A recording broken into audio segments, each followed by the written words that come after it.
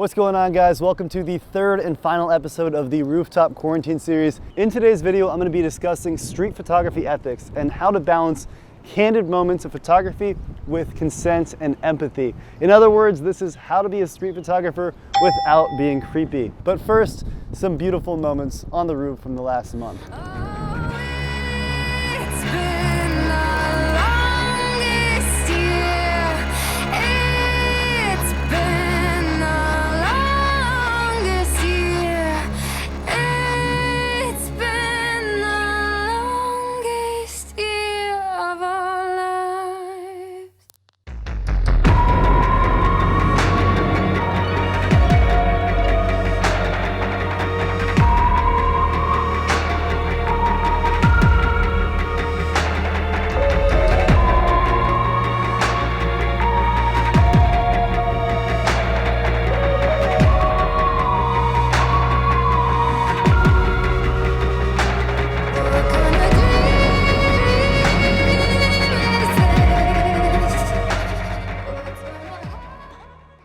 New York City has entered into phase one of reopening this week, which, alongside the protest, seem to be jettisoning the city in the direction of the new normal. The rooftops are getting quieter, the streets are getting busier, and as a result, it feels like the right place to end my Rooftop Quarantine series. So I wanted to devote this last episode to the most difficult topic I've had to figure out through this project: consent. It all started about a month and a half into quarantine when some people in the neighboring building were getting upset with photographers taking photos of them without their permission. This canvas was not directed toward me. I always made sure to have conversations with these neighbors, but after hearing their grievances that they had with other photographers, I knew that other people could definitely feel the same way about me. So I decided to get ahead of it and write and share a statement and code of ethics for this project on my Instagram. I'm going to read you the statement and then talk about the tremendous impact that it had on this project in so many different ways, and then discuss how you can approach street photography with respect. This canvas was painted in protest of photos of residents that were taken without consent. Documenting rooftop culture is a delicate task, and what's appropriate isn't always black or white. Rooftops are in the public eye, but they're still a semi-private place connected with the home. I try having conversations about my project with everyone that I photograph within yelling's reach, briefing them on the project and asking for their permission to share the image. Unfortunately, many subjects are just too far to communicate with, which makes getting consent rather tricky. If I can get their attention, I'll wave and point to my camera, relying on positive affirmation like smiles and reciprocal waves. Sometimes we'll even communicate with this unspoken game of Simon Says, which has gotten pretty ridiculous. I've got a mean handstand that I've forced a lot of people to do. But this nonverbal affirmation still leaves me wondering, how long does the license to photograph someone last? Is it a perpetual invitation, or is it just for that single photo in that single moment of time?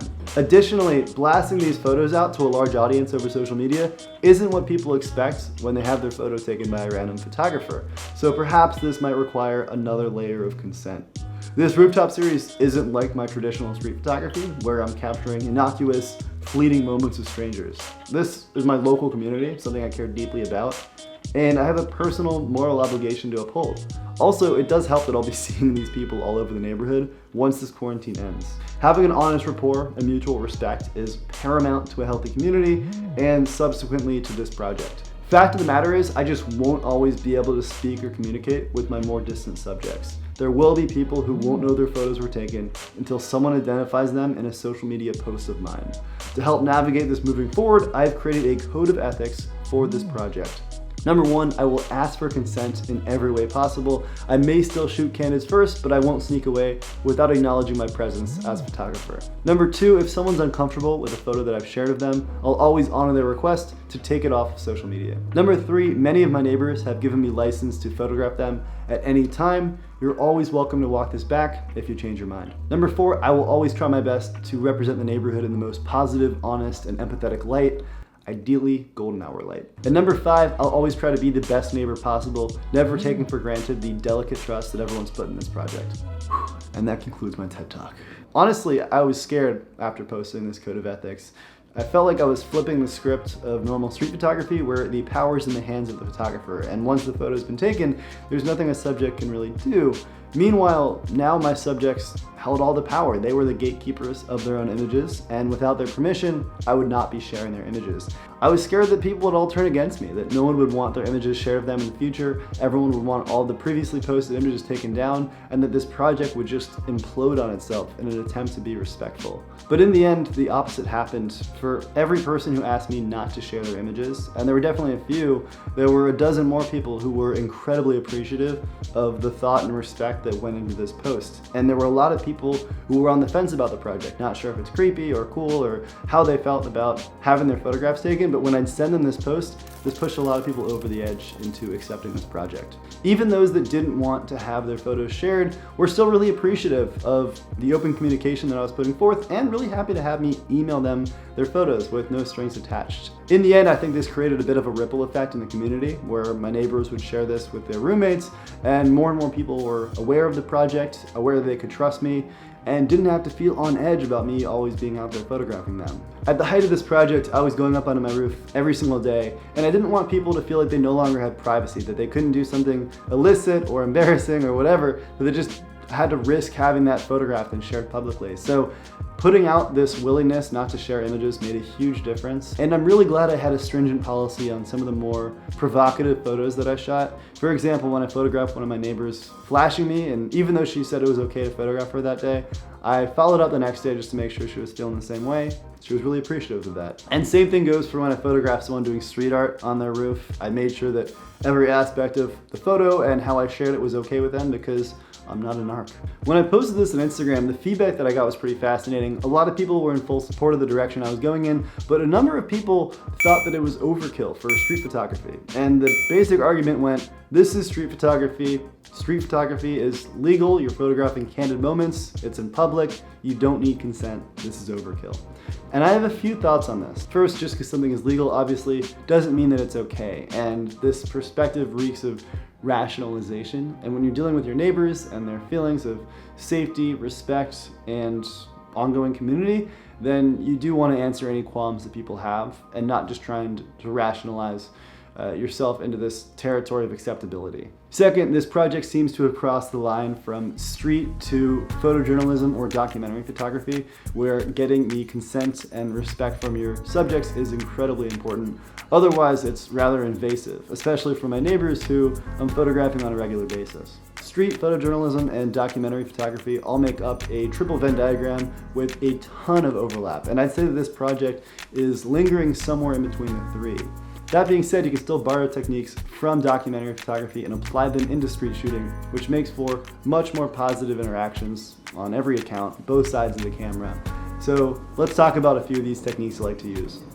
Number one, think about yourself as an intruder in other people's worlds, not as a photographer using the label of artistry to disregard people's feelings. Number two, have conversations with your subjects. This is not mutually exclusive with taking a candid photo. I sometimes shoot candid, then have my conversation, or have a conversation and then catch a candid moment on my way out. Some street photo purists might argue that it's no longer street if you interact with your subjects.